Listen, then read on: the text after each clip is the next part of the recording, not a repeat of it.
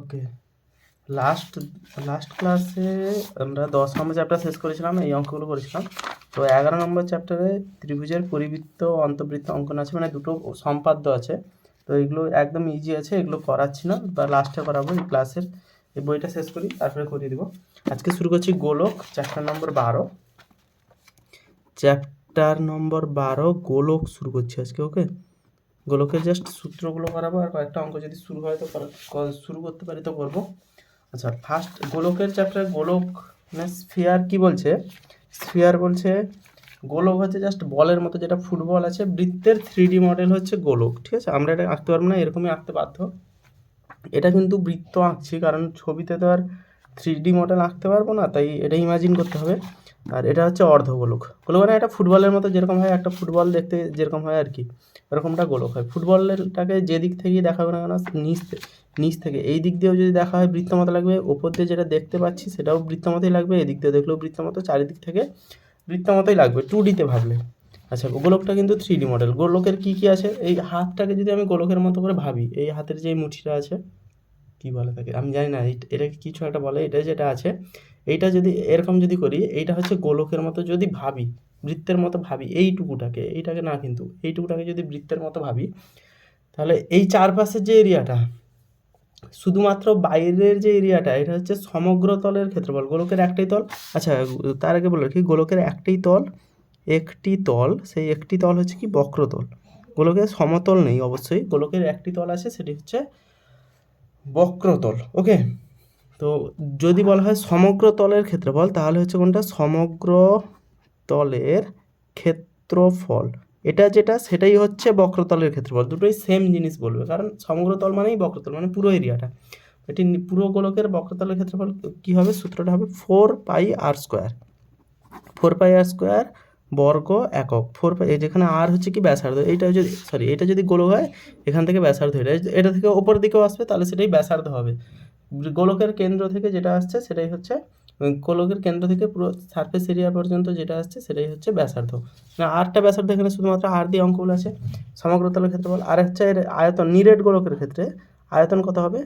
নিরেট গোলকের ক্ষেত্রে আয়তনের সূত্র হবে 4/3πr³ ঘন একক। এই দুটো সূত্র ইম্পর্টেন্ট আছে, এই দুটোই পড়তে হবে, এই দুটো থেকে সবকটা অঙ্ক হবে। আরেকটা আছে অর্ধগোলকের ক্ষেত্রে। অর্ধগোলকটা কীরকম হবে? এরকম যদি হয়, তো এটা তো পুরোটা একটা গোলক ছিল, যদি মাঝখান থেকে কাটি, তো মাঝখানটা দেখতে খানিকটা বৃত্তের মতো হবে। এই মাঝখানটাকে যদি আরেকবার আঁকি, এরকম ছিল, মাঝখানটা বৃত্তের মতো হবে। দিলে এর উপরে আরেকটা খাপ, মানে দুটো মালা যদি এরকম করে জুড়িয়ে দেওয়া হয়, তাহলে এটা পুরো গোলকের মতো কাজ করবে। তো এই এরিয়াটা হচ্ছে অর্ধগোলক। তো এই জায়গাটা, এই এরিয়াটা তো বৃত্তের মতো আছে, এইটুকুটা। তো এইটা বৃত্ত আর নিচেরটা আছে। তো অর্ধগোলকের সমগ্রতলের ক্ষেত্রফল কত হবে? অর্ধগোলকের ক্ষেত্রে সমগ্রতলের ক্ষেত্রফল হবে, এই পুরোটা যদি 4πr² হয়, তাহলে শুধুমাত্র এই এরিয়াটা হবে 2πr², আর ওপরেরটাও 2πr² ছিল, দিলেই তো মোট 4πr² হচ্ছে। 2 মানে এটাকে বাই 2 করে দিলেই অর্ধগোলক হচ্ছে। পুরো গোলকে যা হবে, আর অর্ধেক গোলকে তাহলে হবে কত? বাই 2 করে দিলে 4πr², বাই 2 করে দিলে 2πr²। কিন্তু যখন অর্ধগোলক করছি নিরেট গোলকের ক্ষেত্রে, তখন এই এরিয়াটাতে এক্সট্রা একটা বেরিয়ে আসছে নতুন করে, কারণ না হলে তো এটা তো ভেতরে ছিল। পুরো গোলকের মধ্যে এই যে সারফেস এরিয়া যেটা আমি রং করছি, এইটুকুটা ভেতরে ছিল, তো এইটার ক্ষেত্রফল তো অ্যাড হবে। তো এইটুকুটা হচ্ছে দেখতে কারের মতো, বৃত্তের মতো। যদি এরকম থাকে পুরো, এটা হচ্ছে পুরোটা একটা গোলক, দুটো হাত মিলে পুরো একটা গোলকের মতো করছি। এটা যদি কাটা হয়, এটা অর্ধেক হলো। অর্ধেক হলে এই যে এরিয়াটা, মানে এই যেটুকু এরিয়াটা ফাঁকা যেটা আছে, এটা অ্যাকচুয়ালি নিরেট গোলক মনে করতে হবে আমাদের। তো এই এরিয়াটা যেটা আছে এক্সট্রা করে একটা বৃত্তের মতো শেপ নেবে, এটাতে একটা বৃত্তের মতো শেপ নেবে। তো বৃত্তের ক্ষেত্রফলটা আমাদের বাইরে থেকে বেরিয়ে আসছে, তাই জন্য এটাতে বৃত্তের ক্ষেত্রফল যোগ হবে। তাহলে মোট হলো 2πr² আর πr² মিলে 3πr²। এটা হচ্ছে অর্ধগোলকের সমগ্রতলের ক্ষেত্রফল। এই জিনিসটা একটা মাথায় রাখতে হবে, ইম্পর্টেন্ট আছে। আর অর্ধগোলকের আয়তন, তো অর্ধগোলকের আয়তন হচ্ছে, আয়তন তো নিরেট গোলকের ক্ষেত্রে সবকটা, কিন্তু এটাকে বাই 2 করে দিলে 4/3টা 2/3 হয়ে যাবে, মানে 4টা বাই 2 করে দিলে, বাই 2 করে দিলে 2 দুগুণে 4 কেটে যাবে, πr³। জাস্ট এইটুকুটা আছে। এই চারটে সূত্র মাথায় রাখলে হবে। আর কখন আয়তন ব্যবহার করা হয়, কখন সমগ্রতলের ক্ষেত্রফল ব্যবহার করা হয়, মানে সারফেস এরিয়া ব্যবহার করা হয়, সেইগুলো তো জাস্ট আয়তঘনতেও হয়েছিল মনে হয় এর আগে, চোং হয়েছে আমাদের যত সম্ভব। কী কী চ্যাপ্টার আছে একবার দেখি, ভুলে গেছি সব কটা। এই কোথায় আছে যে,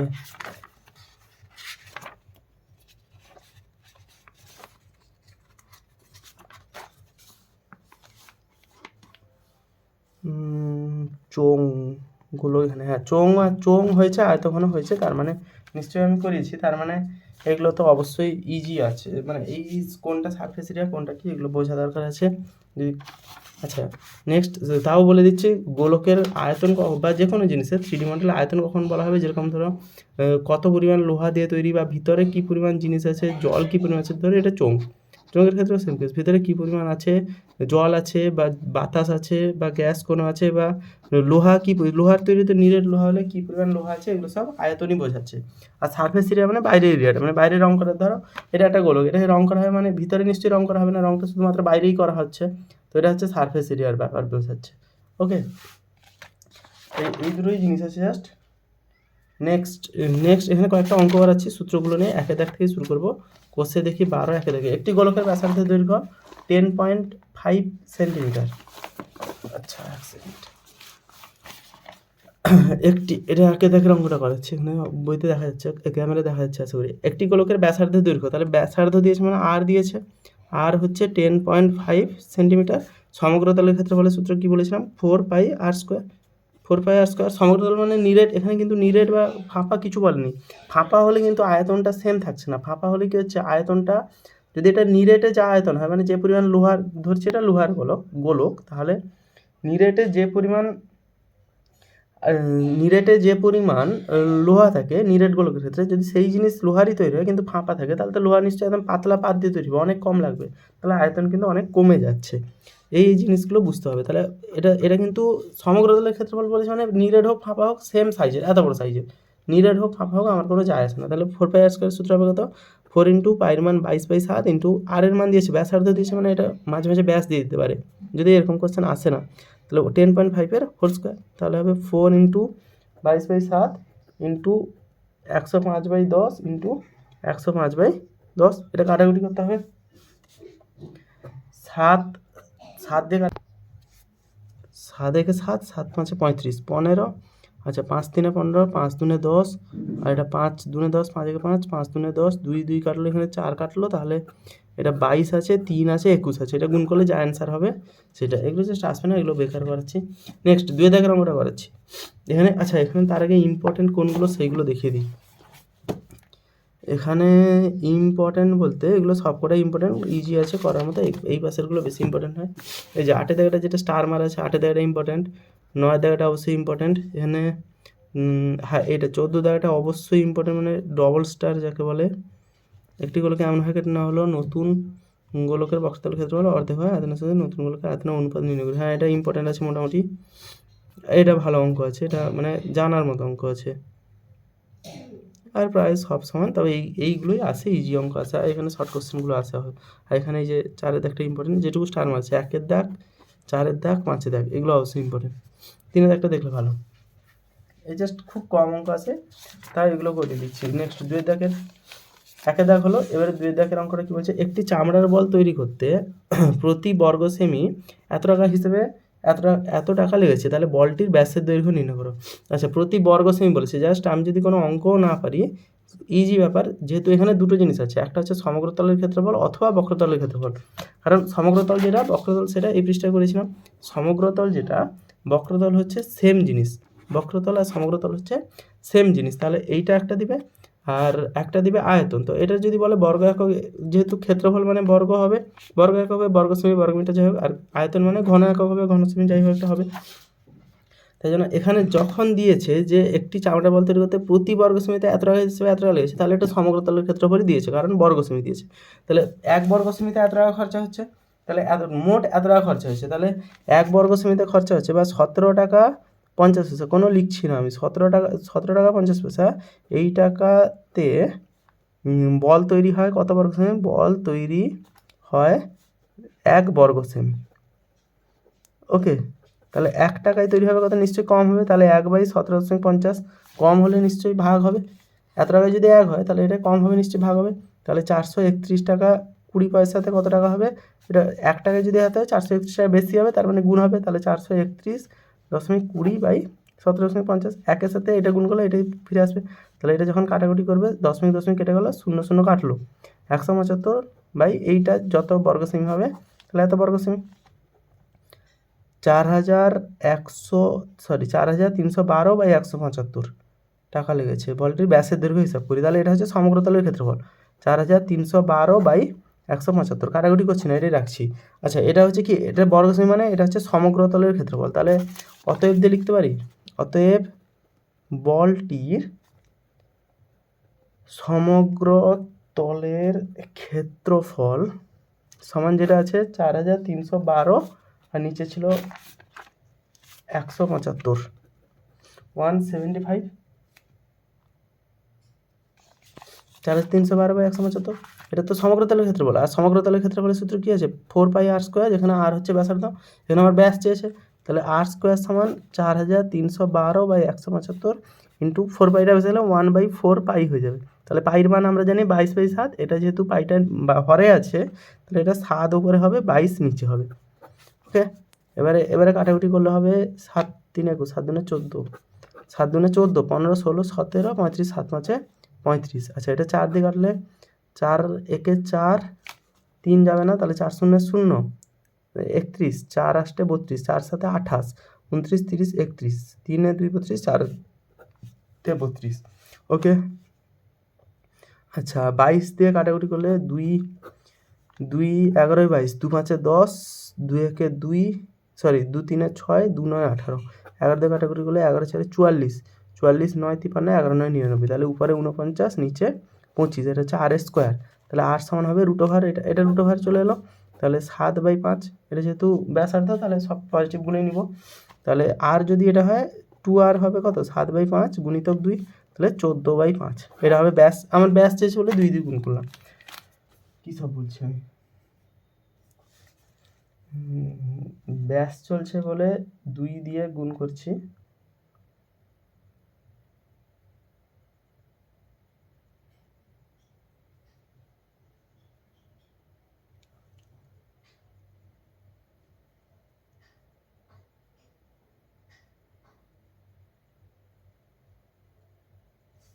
ওকে, নেক্সট 3 দেখলাম, অঙ্কটা কী বলেছে, স্কুলে শর্টপাট খেলার জন্য বলটি ব্যবহার করা হয়, তার ব্যাসের দৈর্ঘ্য দিয়েছে, বলটিতে কত ঘনসেমি লোহা আছে। আচ্ছা, শর্টফুট খেলার জন্য যেটা ব্যবহার করা হয় সেটা হচ্ছে নিরেট গোলক নেব। আর তাহলে কত, এখানে যেহেতু একটাই দিয়েছে, তা তো এখানে একটা জিনিস মাথায় রাখতে হবে, ব্যাস দিয়েছে, তাহলে ব্যাস যদি 7 হয়, ব্যাস যদি 7 সেমি হয়, তাহলে ব্যাসার্ধ হবে কত, ব্যাসার্ধ হবে 3.5 সেমি বা 7/2 সেমি, যা লিখতে পারি। বলটিতে কত ঘনসেমি আছে, 4/3πr³। এটা হবে উত্তর, কারণ আয়তন কত ঘনসেমি মানে আয়তন চেয়েছে, আয়তন বের করে নিতে হবে। 3 দেখা জাস্ট ইজি আছে, কত ঘনসেমি মানে আয়তন আছে। নেক্সট 4 থেকে 28 সেমি দৈর্ঘ্যের ব্যাস বিশিষ্ট একটি নিরেট গোলক জলে সম্পূর্ণভাবে নিমজ্জিত করলে যে পরিমাণ জল অপসারিত হবে। জলে যদি সম্পূর্ণভাবে নিমজ্জিত করা হয়, 28 সেমি দৈর্ঘ্যের ব্যাস বিশিষ্ট, তাহলে এটা ব্যাস, সরি 4 দাগ, এটা ব্যাস কত আছে 28 সেমি, তাহলে ব্যাসার্ধ কত হবে, ব্যাসার্ধ হবে 14 সেমি। আচ্ছা, নিরেট গোলক জলে ডোবালে আর্কিমিডিসের সূত্র হিসাবেও বলতে পারি, নিরেট গোলক যদি জলে ডুবায় এর যে আয়তন হবে সেম আয়তনে জল অপসারিত হয়। তাহলে এর কী চেয়েছে, অ্যাকচুয়ালি আয়তন চেয়েছে। অ্যাকচুয়ালি এত ঘুরে একটাই জিনিস চেয়েছে, সেটা হচ্ছে আয়তন। 28 সেমি দৈর্ঘ্য ব্যাসার্ধ বিশিষ্ট একটি নিরেট গোলক জলে সম্পূর্ণভাবে নিয়োজিত করলে জল যে পরিমাণ অপসারিত করবে, 28 সেমি আছে, তা জল যে পরিমাণ অপসারিত মানে আয়তনের যত পরিমাণ গোলকটার আয়তন হবে সেই পরিমাণ জল অপসারিত করবে, এটাই বলছে। আচ্ছা, কোনো গোলকাকার গ্যাস বেলুন ফোলাবার সময় তার ব্যাসার্ধের দৈর্ঘ্য 7 থেকে 21 সেমি হলো, তাহলে গোলকাকার দৈর্ঘ্য তার ব্যাসার্ধের দৈর্ঘ্য, তাহলে কি বলছে, একটা এরকম বেলুন ছিল, তার ব্যাসার্ধ ছিল 7 সেমি, ব্যাসার্ধ বলেছে। ওকে, তাহলে এটা ব্যাসার্ধ দিয়েছে 7 সেমি, সেটা থেকে বড় হয়ে হলো 21 সেমি, তাহলে এখান থেকে বর্তমানে ব্যাসার্ধ কত, এটা 21 সেমি হয়েছে, এইটুকুটা 7 সেমি ছিল।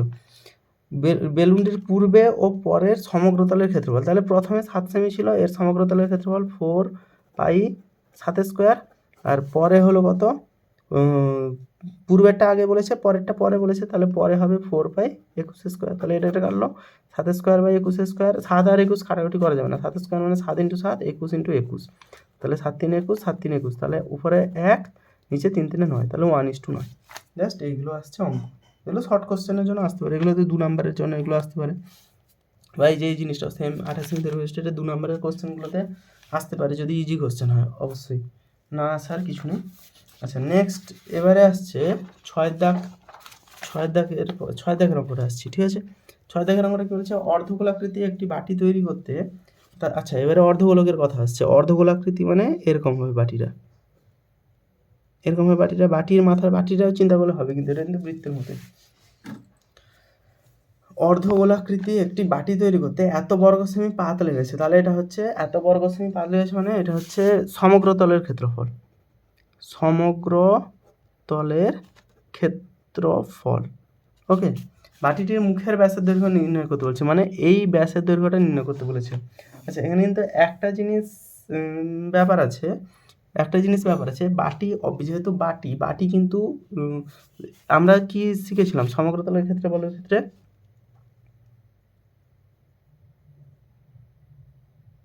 সমগ্রতলের ক্ষেত্রফলের ক্ষেত্রে আমরা কি মানে পৃষ্ঠাটা কোথায় গেল, এই যে অর্ধগোলকের ক্ষেত্রে সমগ্রতলের ক্ষেত্রফল শিখেছিলাম 3πr²। এটা কিন্তু নিরেট গোলকের ক্ষেত্রে, বাটি কিন্তু নিরেট গোলক হবে না, কারণ বাটি যদি নিরেট গোলক হয় মানে এটা যদি পুরো এতটাই পুরো লোহাতে ভর্তি থাকে বা স্টিলের হোক যাই হোক না কেন, এটা যদি পুরোটাই ভর্তি থাকে বাটির তো কোনো কাজে লাগবে না, মানে ভেতরে কোনো খাবার টাবার তো থাকতে পারবে না, তাহলে পাথর হয়ে গেল সেটা। তো বাটিটা অ্যাকচুয়ালি কী হয়, এরকম হয়, এরকম হবে, আর এটা পুরো ফাঁপা, মানে এই এরিয়া বরাবর থাকছে কিন্তু। ওকে, লোহার পাত্রে কিন্তু এই বরাবর এইটা কিন্তু নেই, তাহলে সমগ্রতলের ক্ষেত্রফল কত হবে এখানে 4πr²/2, মানে 2πr² হবে। 4πr² মানে পুরোটা, তার মধ্যে কেটে দিয়েছে মাঝখান থেকে, মানে হচ্ছে নিচের এরিয়াটা। তার সাথে আমরা এই জায়গায় কি করেছিলাম, πr² এক্সট্রা অ্যাড করেছিলাম, কারণ এখানে যদি এরকম নিরেট গোলক হয়, এটা তো একটা বৃত্ত, এটাও তো একটা তলের মতো কাজ করছে, তো এই জায়গাটার মতো এইটাকেও আমরা অ্যাড করতে হবে πr², কিন্তু এখানে তো এই তলটা নেই, কারণ এই জায়গাটা বাটিতে এই জায়গাটা নেই বলে এটা নেই, ক্রস করে দিচ্ছি, তাহলে শুধুমাত্র 2πr² হবে। এখানে কিন্তু অর্ধগোলক বলেও এখানে কিন্তু 3πr² কাজ করবে না, শুধুমাত্র 2πr²টা নিব, মানে এই এরিয়াটা নিব, তার থেকে এই πr² কিন্তু নেই আমাদের, তাই জন্য 2πr² সমান কত হবে 127, 2×7। ওকে, তাহলে ব্যাসের দৈর্ঘ্য চেয়েছে, তাহলে r² সমান কত 127/7, 7 49, 9টা গুণ করলে কত হবে 127, 7 49, 9 4, 7 × 4 = 18, 8 হাতে 1, 7 × 7 = 8, 8 8 9, 891/7 গুণিতক 1/2 × 22/7কে উল্টে দিলে 7/22, কারণ পাইটা বেসে গেলে উল্টে যাবে, তাহলে 7 7 কাটলো, এইটা যা হবে সেটা আচ্ছা নিচে r² আছে, তাহলে r এর মান বের করতে হবে, 2 এর মান বের করতে হবে, এটা কীভাবে সমাধান হবে, যে কোনোভাবে এটা সমাধান হবে। 891 কাটাকুটি হবে নিশ্চয়ই, বা 11 দিয়ে কাটাকুটি হবে নাকি, 11 দুনে 22, 11 দিয়েই হবে, 11 8 88, 11 × 11, তাহলে 81, নিচে 2 দুনে 4, তাহলে r² সমান, তাহলে r সমান 9/2, r সমান 9/2 হলে ব্যাস হবে কত, 2 গুণ করে দেবো, তাহলে 2 মানে 9 হচ্ছে ব্যাস 9, ইজি আছে অঙ্কটা। ওকে, এটা 11 দিয়ে কাটাকুটি হবে, বোঝাই যাচ্ছে, কারণ 2 একটা আছে মানে এই পাশে একটা 2 থাকবে, 11 দুনে 22, এটা 11 দিয়ে হবে, 2 দিয়ে তো যাবে না কোনোগুলো। আচ্ছা নেক্সট 7 দাগের অঙ্কটা কী বলেছে, এই বেকার অঙ্ক একটা 7 দাগের হবে, কেন এগুলো ভালো অঙ্ক অবশ্যই, এগুলো শর্ট কোশ্চেনের জন্য এগুলো সব যদি আসে 2 নাম্বারেই আসবে। একটি নিরেট লোহার গোলার ব্যাসার্ধের দৈর্ঘ্য, আচ্ছা এবারে নিরেট গোলক দিয়েছে, নিরেট লোহার গোলার ব্যাসার্ধের দৈর্ঘ্য 2.1 সেমি, তাহলে ব্যাসার্ধ দিয়েছে মানে 2.1 সেমি, আর দিয়ে দিয়েছে এত, আর দিয়েছে মানে অ্যাকচুয়ালি সবই দিয়ে দিয়েছে, আরই আছে, শুধুমাত্র ব্যাসার্ধ বা ব্যাস দিয়ে দেওয়া মানে একটা গোলকের ক্ষেত্রে সব দিয়ে দেওয়া। ওই গোলাটিতে কত ঘন সেমি লোহা আছে তা হিসাব করে লিখি। আচ্ছা ব্যাসার্ধ দিয়েছে, কত ঘন সেমি লোহা আছে, এটি এত সহজ কোশ্চেন, ওইগুলোর বক্রতলের ক্ষেত্রফল হিসাব করে দেখি। বক্রতল মানে সমগ্রতলের ক্ষেত্রফল চেয়েছে 4πr², আচ্ছা এটা তো সহজ আছে, 4/3πr³ দিয়ে দিলে এটা হচ্ছে কত ঘন সেমি লোহা আছে, মানে আয়তন চেয়েছে, আর লোহার বক্রতলের ক্ষেত্রফল মানে সমগ্রতলের ক্ষেত্রফল যেটা 4πr², এটা জাস্ট দুটো বের করে দিলেই হবে। 1 থেকে 7 দাগের অঙ্কটাই আজকে করাবো, 8 দাগের করাচ্ছি না। 8 দাগের অঙ্কটা শুরু করছি না, 8 দাগের অঙ্কটা যদি, আচ্ছা 8 দাগ থেকে ইম্পর্টেন্ট আছে, নেক্সট ক্লাসে 8 9 10 11 12 13 14, 3 3 6 7টা খানি অঙ্ক আছে, নেক্সট ক্লাসে এতগুলো করার চেষ্টা করব। ওকে, আজকে সব বেসিক অঙ্কগুলো হলো, এখানে জাস্ট বেসিক অঙ্কগুলো হলো, আর সূত্রগুলো হলো, নেক্সট ক্লাসে এই অঙ্কগুলো করবো, এটা আর 3টে ভিডিওর মধ্যে আশা করি কমপ্লিট করতে পারবো।